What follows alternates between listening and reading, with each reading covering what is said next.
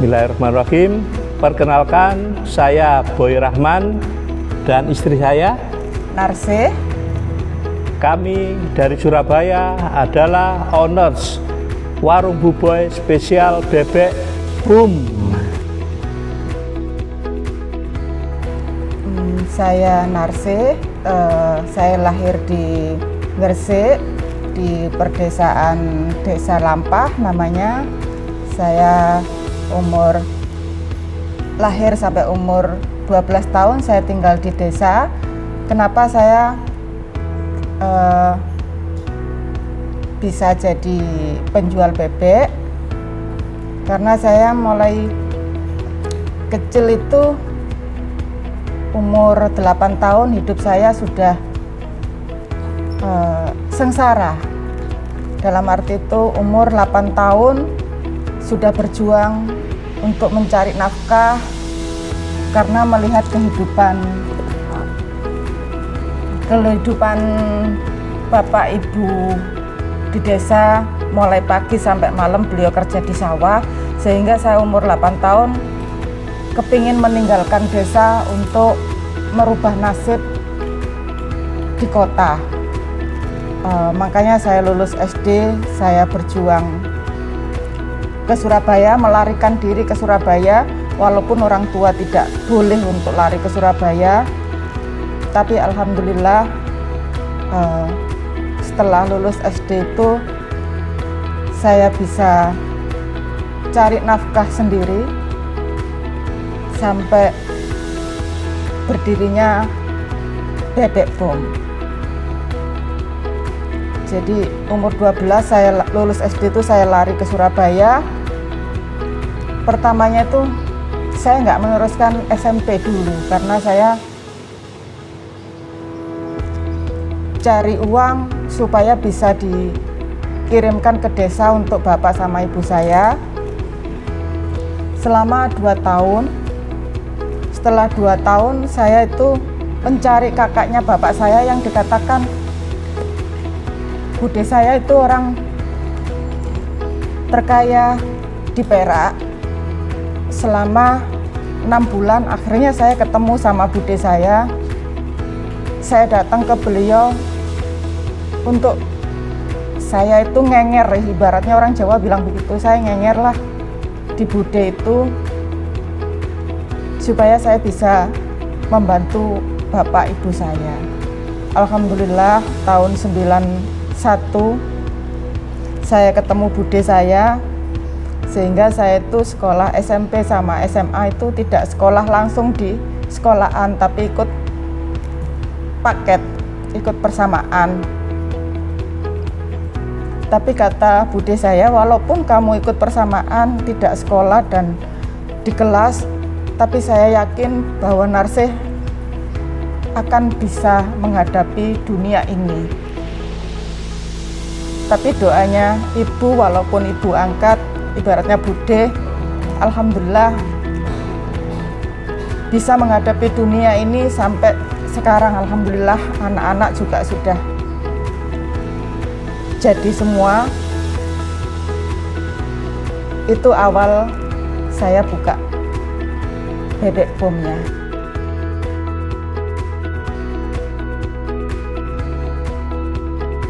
Saya berlatar belakang keluarga dari Pulau Bawean.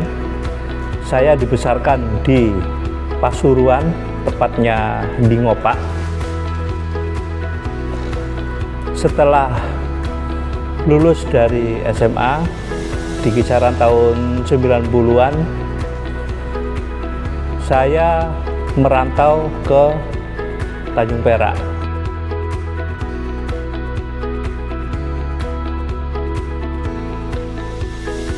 Karena ibu saya pembisnis, bapak saya itu ada arisan, kalau orang bilang dulu itu zaman dulu tuh pio-pioan.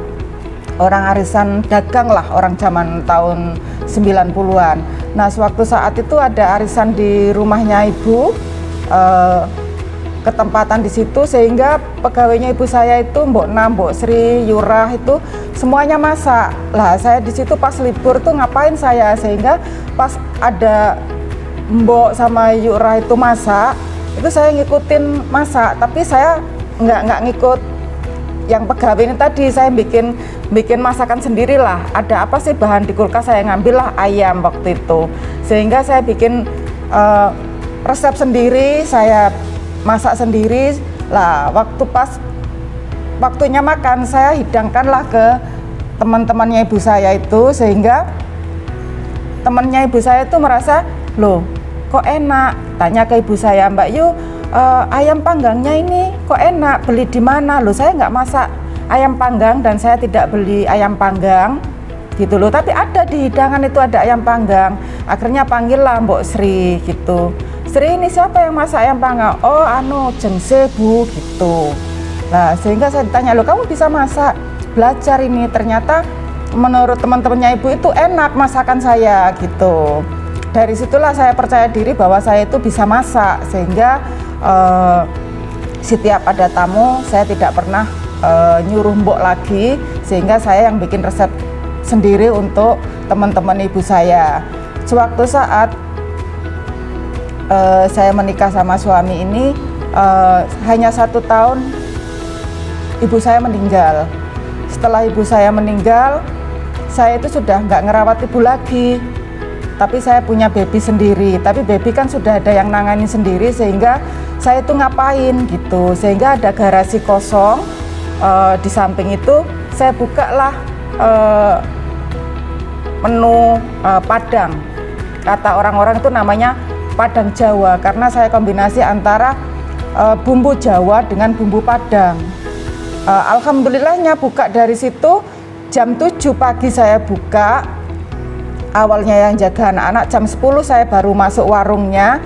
Saya jualin sendiri jam 10 sampai jam 2. Alhamdulillah saya jualin itu nggak duduk, nggak berdiri, sehingga keringat saya ini ke mata saya sampai pedih, sampai rasanya apa gitu, sehingga alhamdulillah rame selama beberapa tahun. Di tahun 2005 rumah yang di Perak itu kita jual, kita pindahlah ke Sambi Kerep. Nah, ini awal-awalnya si Bebek Bom muncul ini.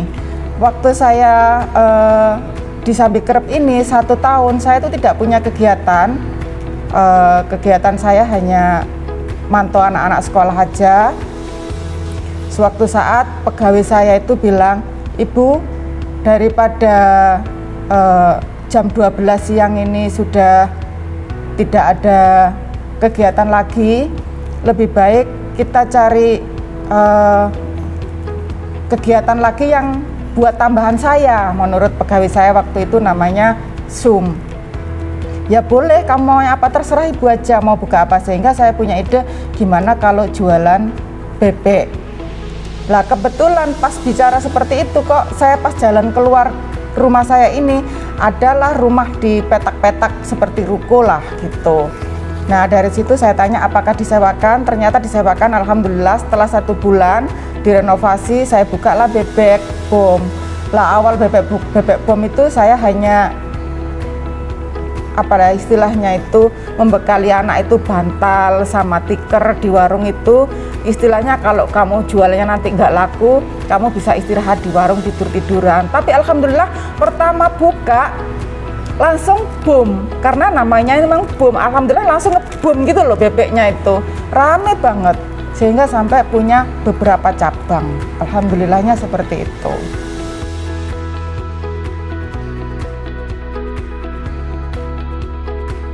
Awal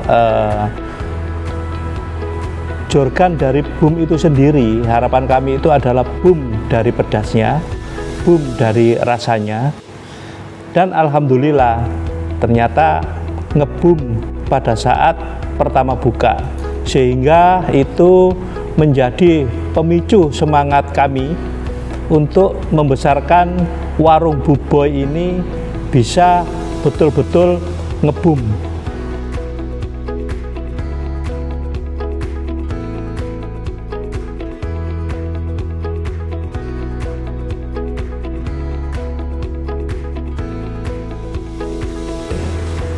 Dari awal-awal saya menikah itu, saya menekuni hobi filatelis dan numismatik.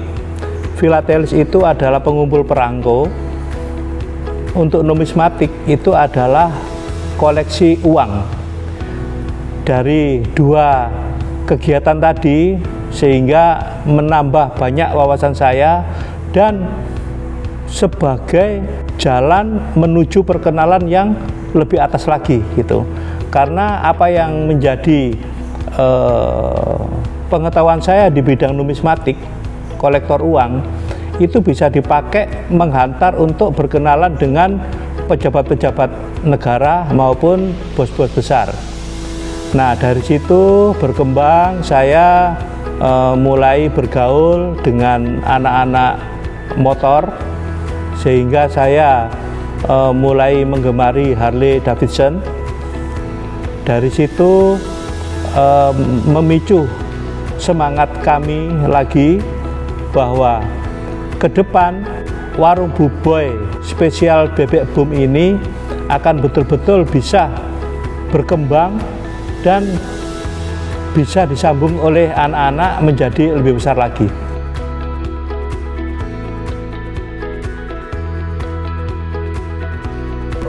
Alhamdulillah di keadaan COVID kemarin tidak ada pengaruh sama sekali bebek boom, tetap tidak mengurangi pegawai dan tetap lancar.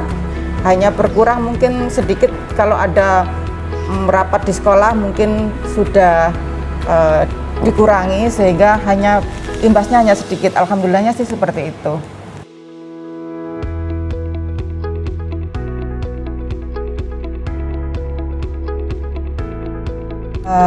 Alhamdulillahnya juga si bebek boom ini sekarang sudah mulai menjalar, dalam arti itu sudah produksinya sudah mulai tambah banyak lagi. Kalau kemarin-kemarin tuh mungkin kalau namanya dikatakan bebek yang dipotong jadi 4 itu mungkin saya bisa sekitar 75 sampai 100 ekor bebeknya aja. Lain ayam. Kalau ayam kurang lebih sekitar 40 ekor. Tapi karena kita juga sebagian pakai bebek uek, bebek meri, bebek mentok itu bebek yang putih, yang 1 ekor bisa dipotong jadi 10 sampai 12, sehingga bebek uek meri itu yang coklat itu kita pakainya hanya 50 ekor per hari. Kalau bebek mentoknya yang putih itu sekitar 30 ekor, dan ayam alhamdulillah sudah 40 sampai 50 ekor.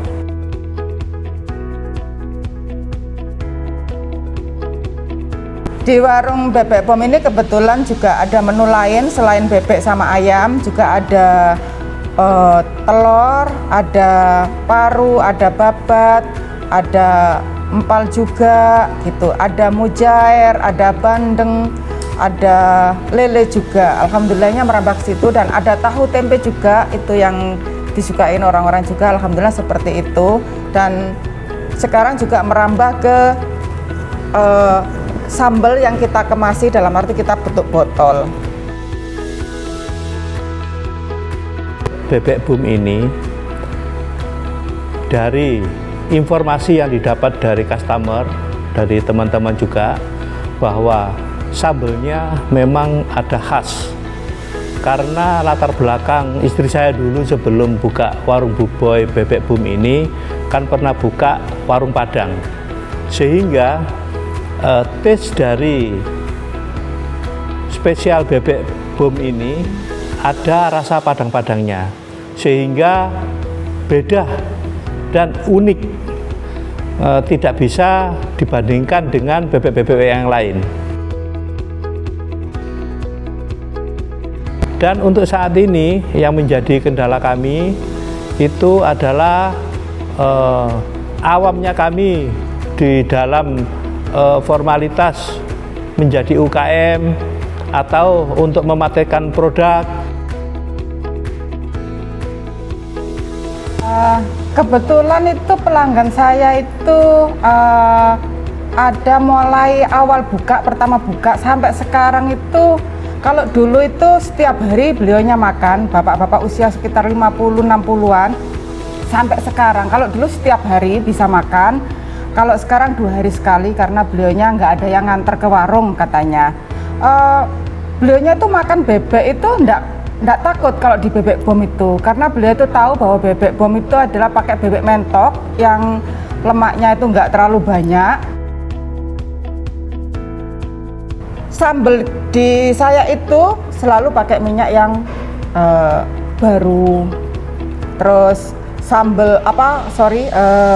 bumbunya yang kalau di orang lain kuning, kebetulan kalau di saya itu coklat seperti rendang. Lah itu karena bumbu-bumbu rebusan bebek itu saya buang, nggak saya pakai. Yang dikatakan suami saya itu memang seperti itu, jadi nggak saya pakai. Jadi saya pakai bumbu yang coklat itu, saya pakai kaldunya dari kaldu tulang sapi, bukan dari lemaknya bebek. Jadi ibaratnya kalau kolesterol itu mengurangi lah, ya pasti ada kolesterolnya tapi nggak terlalu banyak seperti yang lain gitu.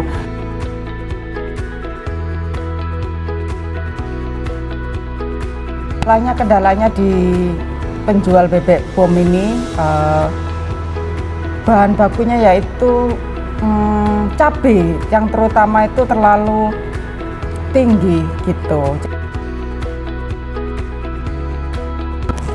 Harapan kami, warung buboy spesial bebek bom ini bisa berkembang karena sesuai dengan cita-cita kami. Bahkan setiap malam kami berdiskusi dengan istri bahwa ke depan nanti setidak-tidaknya anak-anak ini walaupun berkarir tempat manapun nanti akan mempunyai cabang. Jadi walaupun mereka nanti berprofesi sebagai apapun, itu akan tetap mewarisi warung buboy spesial bebek bom ini. Setiap anak punya cabang, seperti itu. Buat ibu-ibu di rumah, jangan takut untuk memulai usaha apapun itu. Mulai dari kecil, karena dengan saya jualnya bebek ini mulai dari kecil, mulai dari habis 2 bebek sampai sekarang saya bisa nyekolahkan anak saya mulai dari Ciputra sampai Cina, sampai sekarang anak saya yang paling kecil sampai di Taiwan sekarang gitu. Saya Pak Boy dan Bu Boy, owner warung buboy spesial bebek bom dari Surabaya. Untuk para kesit UKM TV.